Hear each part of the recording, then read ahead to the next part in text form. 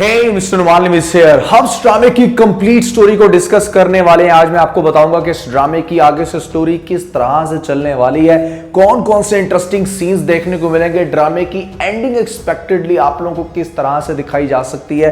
काफी ज्यादा इंटरेस्टिंग होगा ये रिव्यू, स्पेशली उन लोगों के लिए जिन लोगों ने इस ड्रामे को अभी तक स्टार्ट भी नहीं किया और वो चाहते हैं कि बस 10-12 मिनट के अंदर अंदर हमें पता चल जाए कि पूरी स्टोरी किस तरह से चलने वाली है। फिर जो नए लोग आए मेरे चैनल पर, जल्दी से दबा दें सब्सक्राइब का बटन पुरान लो, जल्दी से कर दें इंस्टाग्राम पे फॉलो @नुमालिम, क्योंकि आपके सभी क्वेश्चंस के आंसर मैं वहां पर करने वाला हूं। वीडियो का जिस लगता है हम स्टार्ट कर सकें बहुत ही सुपर रिव्यू, तो चले आगे बढ़ते हैं।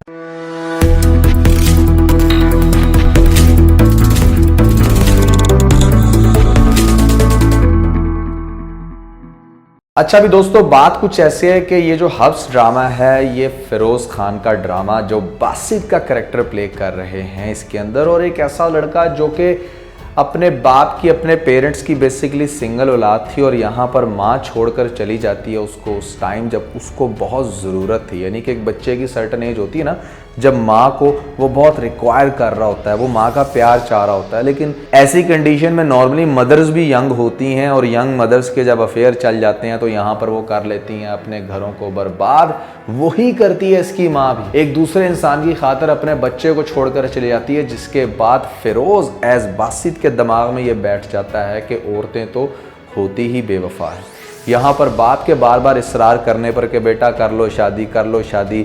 उसका दोस्त है एक इम्तियाज़, उसकी बेटी सोहा के साथ कर लो। बहुत दफ़ा उसकी मीटिंग्स भी अरेंज करने की कोशिश की इसके बाप ने, लेकिन ये बंदा शादी के लिए एग्री नहीं होता था।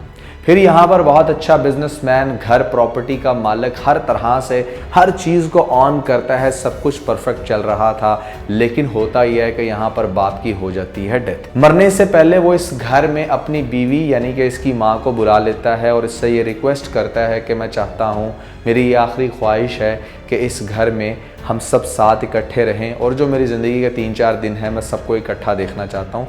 बच्चा बहुत कहता है, लेकिन बाप की रिक्वेस्ट की वजह से, विश की वजह से माँ को एक्सेप्ट करना पड़ता है। अब इस घर में तो इसकी माँ है, लेकिन ये इसको एक आंख नहीं भाती। अगर वो कहीं निकलने लगता है, कहीं काम से जाने लगता है, माँ इतना भी पूछ ले कि भाई कहाँ जा रहे हो, तो वो आगे से गुस्सा कर लेता है कि it's none of your business, और इस तरह की वो बहुत सारी बातें करता है जिसकी वजह से बार बार माँ को अजियत तो मिल रही है, लेकिन माँ भी बर्दाश्त कर रही है, क्योंकि उसको पता है कि उसने पास्ट में एक इतनी बड़ी गलती की है कि अब उसको ये सारी जिंदगी भुगतना पड़ेगा। बासित शादी के अंदर बिल्कुल भी इंटरेस्टेड नहीं था, लेकिन बिजनेस के अंदर एक ऐसी कंडीशन बन जाती है कि जहां पर पैसा नहीं है और आपको अपनी प्रॉपर्टी या बिजनेस शायद गिरवी रख के एक बहुत बड़े क्लाइंट की पेमेंट करनी होती है, तो इसलिए वो गिरवी नहीं रख सकता क्योंकि चीज़ें इसके नाम नहीं है। नाम करने के लिए बाप ने मरने से पहले विरासत में ये शर्त लिख रखी है कि भाई जब तक मेरा बेटा शादी नहीं करेगा ये प्रॉपर्टी बिजनेस इसके नाम पर नहीं हो सकता। अब जिसकी वजह से यहाँ पर ड्रामे के अंदर एक बड़ी इंटरेस्टिंग कंडीशन है कि बासित को शादी करनी है। अब शादी भी उसको करनी है फ़ौरन इमीडिएटली किसी लड़की के साथ, ताकि बिजनेस प्रॉपर्टी जो है वो इसकी रिलीज़ हो सके और ये अपने काम को अच्छे से कर सके। अब ऐसी सूरत में इसको नज़र आती है इसके बाप का जो दोस्त था इम्तियाज़, उसकी बेटी सोहा जिसका नाम है, यहाँ पर वो बड़ी तेज़ तरार लड़की, पहले इसका काफ़ी देर इंतज़ार करती रही है पास्ट में, लेकिन ये नहीं आया।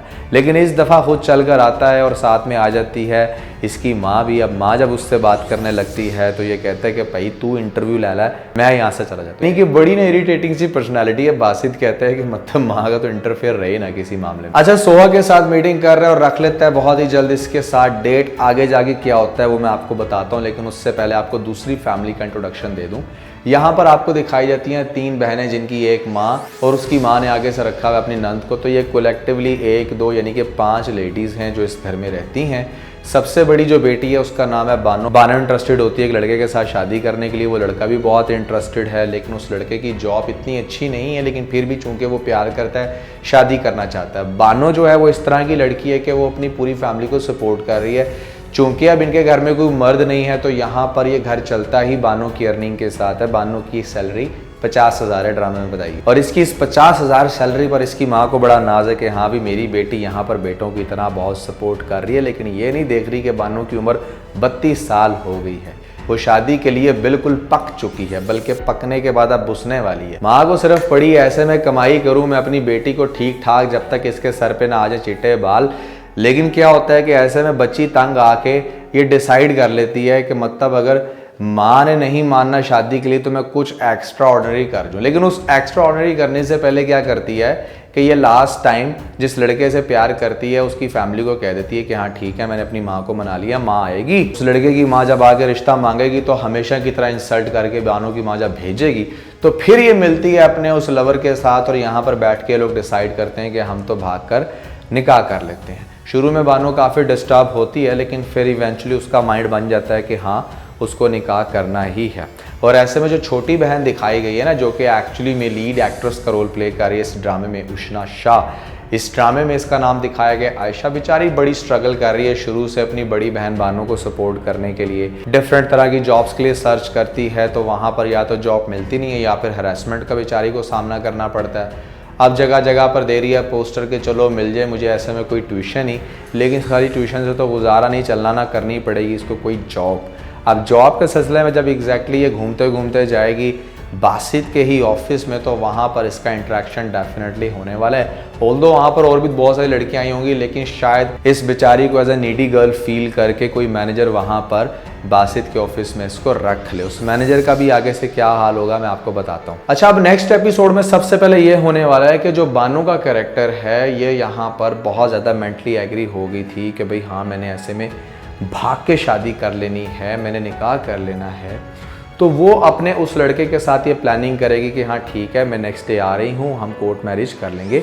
ये बातें सुन लेती है जब बानो की माँ, तो बानो की माँ कहेगी कि इससे पहले मैं इसको भी डांट टपट करूँ, कुछ भी करूँ, लड़की बागी होके डेफिनेटली घर से बाहर जाके निकाह ही करने वाली है, मेरे हाथ तो कुछ नहीं रहेगा।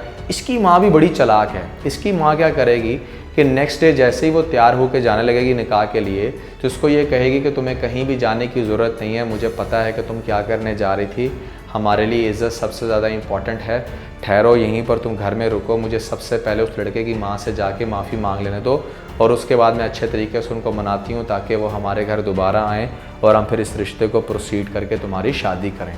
तो बानो ऐसे में बड़ी खुश होगी, आयशा को गले लगाएगी कि चलो फाइनली कुछ तो अच्छा होने जा रहा है इस घर के अंदर। अब चूंकि वहाँ पर बैठा हुआ है कोर्ट मैरिज के लिए इंतज़ार कर रहा है वो लड़का, तो बानो कहेगी कि चलो मैं जल्दी से जाती हूँ वहाँ पर जाके उसको खुशखबरी देती हूँ कि मेरी माँ तो तुम्हारे घर चली गई है रिश्ते की बात करने, तो ऐसे में हम ये कोर्ट मैरिज नहीं करते।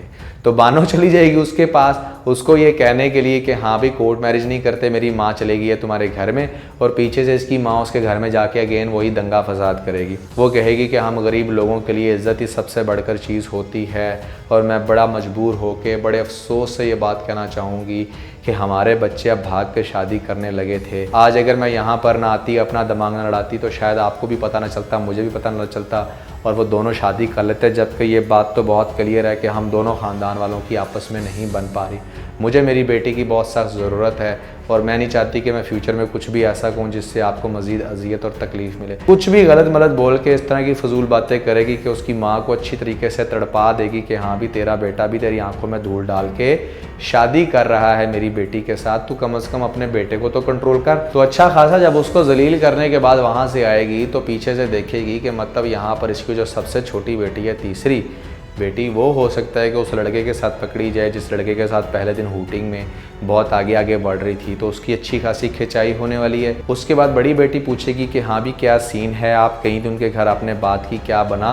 तो वो आगे से कहेगी कि अगेन उसकी माँ ने तो मुझे जलील करके बाहर निकाल दिया, वो तो मेरी बात सुनने को भी तैयार नहीं है, तुम क्यों उस इंसान के साथ शादी करना चाहती हो जो तुम्हारी माँ की बार बार तजलील कर रहे हैं। मैं तो आज स्पेशल चल के गई उनके घर में लेकिन उन्होंने मेरी एक नहीं सुनी। यानी कि यहाँ पर आके अपनी बेटी के साथ भी गलत बात कर दी, उस लड़के की माँ के साथ भी गलत बात कर दी। उस लड़के की माँ क्या करेगी, उसको यह समझाएगी कि प्लीज़ तुम अब उन लोगों का खेड़ा छोड़ दो, यहाँ पर उनकी हमारे साथ नहीं बन सकती, हमारे लिए मैं बहुत अच्छी सी प्यारी सी दुल्हन ढूंढूंगी। और इंटरेस्टिंगली आपको दिखाया जाएगा कि कुछ ही डेज़ में उसकी दुल्हन मिल भी जाएगी और वहाँ पर उसकी शादी हो रही होगी। और ऐसे में फिर बताएगी बानो की माँ उसको कि तुम जिस इंसान के लिए बहुत टसवे बहा रही हो, रो रही हो, वो जाओ जाकर देखो अपनी शादी कर रहा है, वो लोग इंटरेस्टेड ही नहीं थे। ये बड़ा हैरान होगी, इसको यकीन नहीं आएगा, लेकिन जब ये जाएगी वहाँ पर देखेगी तैयार श्यार होके तो बाकायदा उसके लिए फूल लेकर जाएगी, उसको देगी, उसको अपने हाथ से मिठाई खिलाएगी। तो ये सीन भी बहुत ज़्यादा इंटरेस्टिंग होने वाला है और उसके बाद बानो बहुत ही ज़्यादा रोने वाली है। अच्छा, एक ऑब्जर्वेशन ये भी है कि शायद इस पॉइंट पर बानो बहुत ज़्यादा डिसहार्ट होकर ख़ुदकुशी कर ले, इसके चांसेस भी हैं लेकिन थोड़े कम। अच्छा, अब हम वापस आ जाते हैं अपने बासित कैरेक्टर की तरफ। बासित अब ऐसे में क्या कर रहा है कि भैया यहाँ पर वो टाइम दे रहा है, डेट मार रहा है किसके साथ, सोहा के साथ, कि जल्द से जल्द ये मेरे साथ शादी कर ले। अब ऐसे में जब उसके साथ मिल रहा होगा, बातें कर रहा होगा, वो लड़की पूछेगी कि भाई तेरे दिल की चाबी क्या है, तो वो कहेगा वफ़ादारी।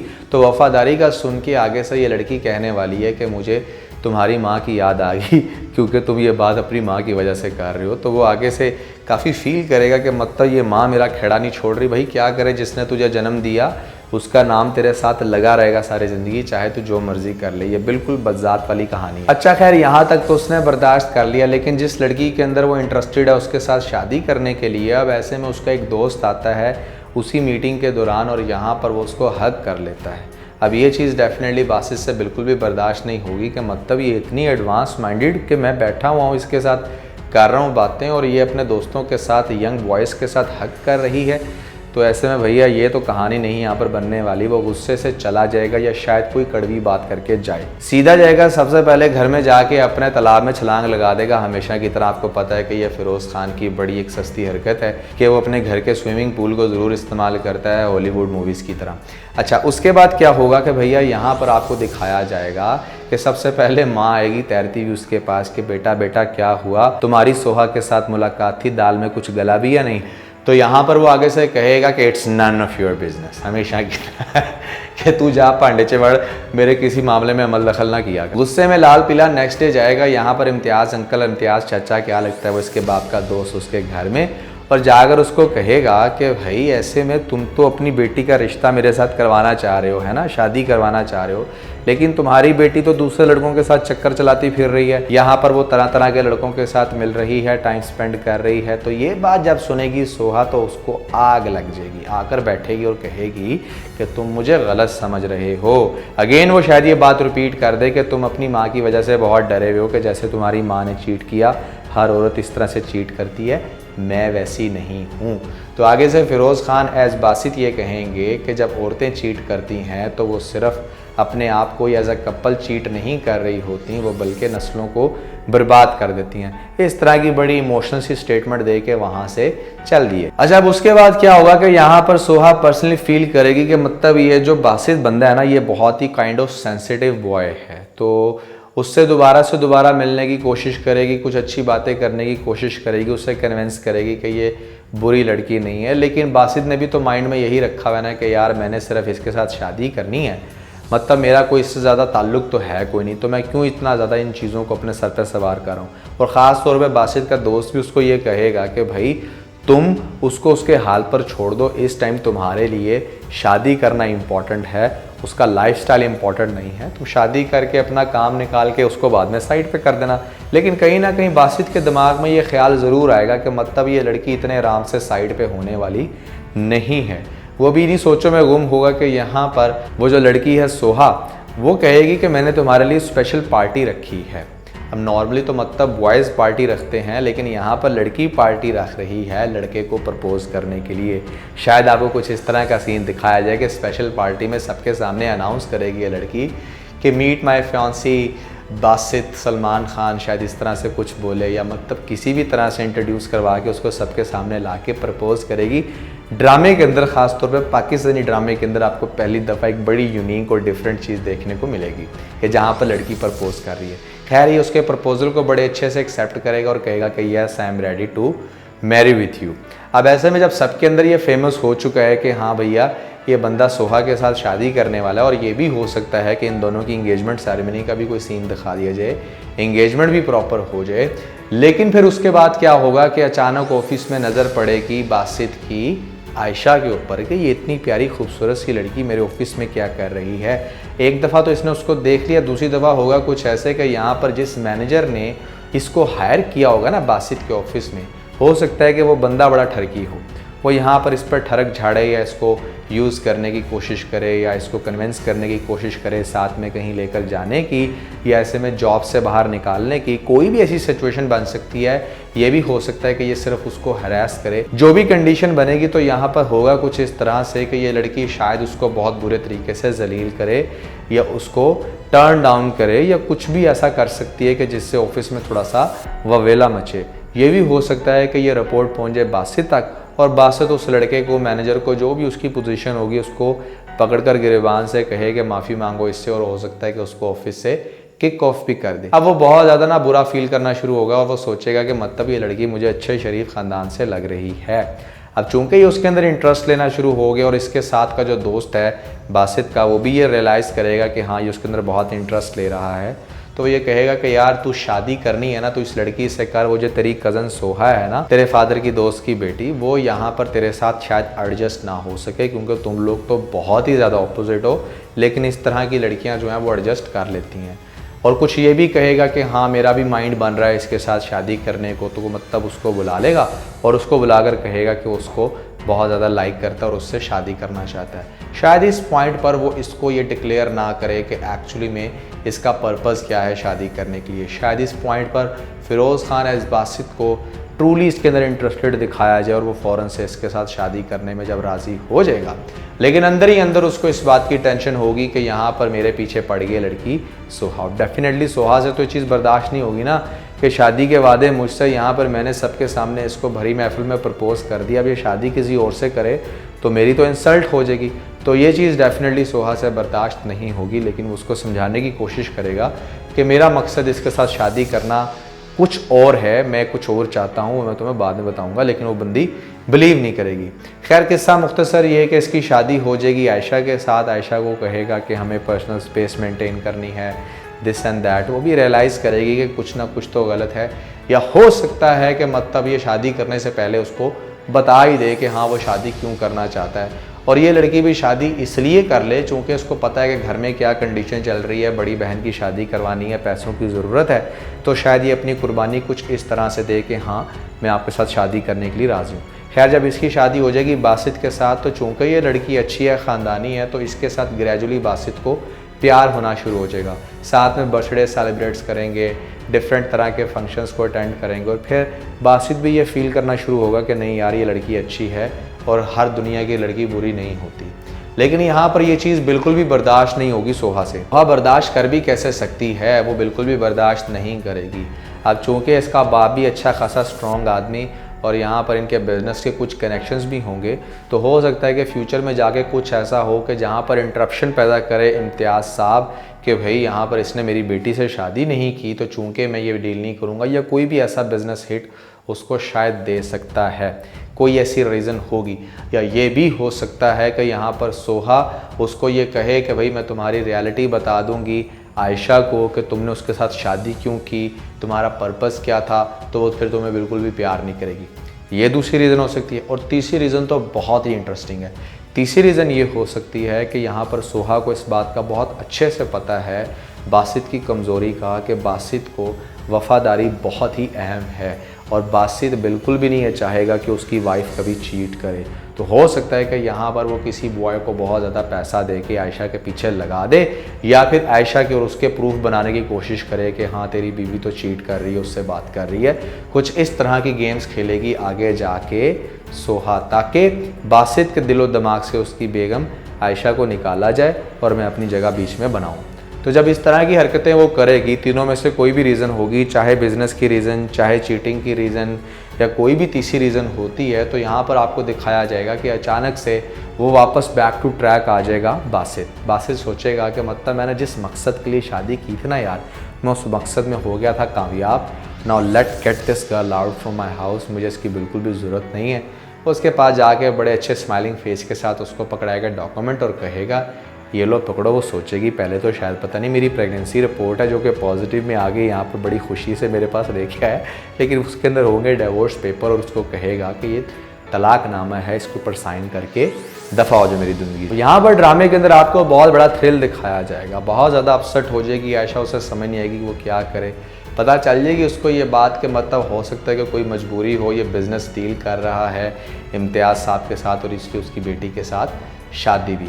ड्रामे के अंदर बड़ी क्रिटिकल कंडीशन होगी, उसको डिवोर्स पेपर थमा तो देगा, लेकिन ऐसे में वो मेरा नहीं ख्याल कि इससे डिवोर्स लेने वाली है या खुला लेने वाली है। वो चुप करके एक साइड पर रहेगी और दूसरी शादी यहाँ पर डेफिनेटली आगे जाके आपको दिखाया जाएगा कि ये सोहा के साथ कर लेगा। ये भी हो सकता है कि जब इसकी शादी आगे जाके सोहा के साथ हो तो सोहा उसको ये कहे कि अब तुमने मुझसे शादी कर लिया तो तुम उसको डिवोर्स दो और मुझे प्रूफ चाहिए इस बात का। अच्छा भाई, अब ड्रामे का एंड इस तरीके से हो सकता है कि जहाँ पर आपको दिखाया जाए कि जिस टाइम बासित जो है वो डिवोर्स के पेपर थमा दे आयशा को और यहाँ पर ज़िंदगी गुजारना शुरू कर दे सोहा के साथ, तो वो आगे जाके ये रियलाइज़ करे कि सोहा एक्चुअली में वो लड़की है जो बिल्कुल भी ऑनेस्ट नहीं हो सकती, लॉयल नहीं हो सकती। एक तो बात बात पे इसकी उसके साथ लड़ाई हुआ करेगी, उसके दोस्तों से इसको बहुत ज़्यादा प्रॉब्लम हुआ करेगी, और तीसरे नंबर पे हो सकता है कि ये अपनी ही बेगम सोहा को रंगे हाथ पकड़ ले उसके किसी दोस्त के साथ प्राइवेट रूम में, जहाँ पर आपको ड्रामे के अंदर बहुत ही थ्रिलिंग सीन दिखाया जा सकता है। ये बंदा बहुत ही सीवियर किस्म के डिप्रेशन में जाने वाला है कि मतलब मैंने इस लड़की की वजह से उस लड़की को छोड़ दिया जो कि एक्चुअली में एक अच्छी हमसफ़र थी। जैसी लड़की चाहता था कि मेरी लाइफ में आए वो लड़की सबसे पहले आई, लेकिन मैं उसको समझ ना सका, उसके प्यार को अंडरस्टैंड ना कर सका, और इसकी वजह से मैं उसकी बहुत ज़्यादा तजलील भी करता रहा। तो इस तरह की सारी बातें इसके माइंड में आएंगी और इसको लगेगा कि मतलब मैंने तो उसको डिवोर्स के पेपर थमा दिए थे, तो मेरा उसका किस्सा तो अब ख़त्म हो गया, तो अब मैं उसको कभी भी दोबारा हासिल नहीं कर सकता। लेकिन कहीं ना कहीं ये बातें जाकर पता चलेंगी आयशा को कि किस तरह से उस बेचारे के साथ धोखा हुआ और सोहा क्या चाहती थी और ये सारी डील करने के पीछे पर्पस क्या था। और ख़ास तौर पे जो बासित का दोस्त है वो हो सकता है कि आयशा को जाकर बताए कि बासित ऐसा क्यों है, उसकी पर्सनालिटी में ये चीज़ कहाँ से आई। उसकी माँ चूँकर छोड़कर चली गई थी उसको बहुत पहले, वो जब छोटा सा था तो उसने सारी ज़िंदगी माँ के बगैर गुजारी। औरत का एक बहुत ही गलत परसेप्शन बैठ गया, तो इस वजह से वो बिल्कुल भी कभी भी इंटरेस्टेड नहीं रहा, वो लॉयल्टी चाहता था, लेकिन अनफॉर्चुनेटली वो तुम्हारी लॉयल्टी को पहचान ना सका और उसने सोहा की बातों में आकर तुम्हें छोड़ दिया। अगर तुम अभी भी उसके लिए कोई गुंजाइश रखती हो या तुम अपने डिसीजन को वापस ले सकती हो तो हम कोर्ट में दोबारा जा सकते हैं। तो हो सकता है कि ड्रामे की लास्ट एपिसोड में आयशा ये कहे कि मैंने किसी भी किस्म के पेपर पर साइन नहीं किया था क्योंकि मैं जानती थी कि बासित को ट्रैप किया जा रहा है और उसका ये वक्ती गुस्सा हमारे इस रिश्ते को तोड़ नहीं सकता। तो इस तरह से आपको ड्रामे की हैप्पी एंडिंग दिखाई जाएगी इसकी आयशा के साथ। इसकी दोबारा से आयशा के साथ अंडरस्टैंडिंग हो जाएगी और ये फिर हंसी खुशी अपनी लाइफ उसके साथ गुजारेगा। इस तरह से चलने वाला है भैया ये पूरा ड्रामा। ये हो सकती है इस ड्रामे की कंप्लीट स्टोरी। डेफिनेटली 15-20 मिनट के अंदर एक एक सीन एक एक एपिसोड तो नहीं बताया जा सकता, लेकिन ओवरऑल मैंने आपको इस ड्रामे का क्रक्स बता दिया कि होने क्या वाला है या क्या हो सकता है। ये सारी स्टोरी मेरे अकॉर्डिंग है, मुझे लगता है कि ऐसा होगा। अभी सिर्फ 2 एपिसोड आई हैं, अगर आप 4 महीने बाद ये रिव्यू देखोगे तो हो सकता है कि तब तक बहुत सारी चीज़ें चेंज हो गई हों, बहुत सारी चीज़ें इस रिव्यू के अकॉर्डिंग भी होंगी। दोस्तों ये है मेरे अकॉर्डिंग स्टोरी। आप लोगों को क्या लगता है कि भैया क्या चलने वाली इस ड्रामे की स्टोरी, ज़रूर बताइएगा नीचे मुझे कमेंट सेक्शन में। तो दोस्तों फ्रॉड ड्रामे की स्टोरी किस तरह की होगी उसके ऊपर मैंने बहुत कमाल का रिव्यू किया। अगर आप लोगों की नज़रों से अभी तक नहीं गुजरा तो ऊपर आप लोगों को लिंक मिल जाएगा, जल्दी से लिंक पे क्लिक करके वीडियो देख के अपना फीडबैक मुझे जरूर दीजिएगा। तो आज के बस इतना। अगर आपको इस वीडियो के अंदर कोई एक पॉइंट भी अच्छा लगा तो आप इस वीडियो को लाइक जरूर कीजिएगा और अपने दोस्तों के साथ ज़्यादा से ज़्यादा वीडियो को शेयर करने की कोशिश करें, स्पेशली उन दोस्तों के साथ जो पाकिस्तानी ड्रामास के बहुत बड़े फैन हैं। वीडियो अच्छी लगी तो सब्सक्राइब बटन के ऊपर जरूर क्लिक कीजिएगा और कमेंट सेक्शन में मुझे अपना फीडबैक देना मत भूलिएगा। और ये सारे काम करने के बाद आप बेल आइकन को प्रेस कर लीजिएगा ताकि लेटेस्ट अपडेट आप लोगों को सबसे पहले मिल सकें। इसके साथ बहुत सारा ख्याल रखें। Stay motivated and God bless.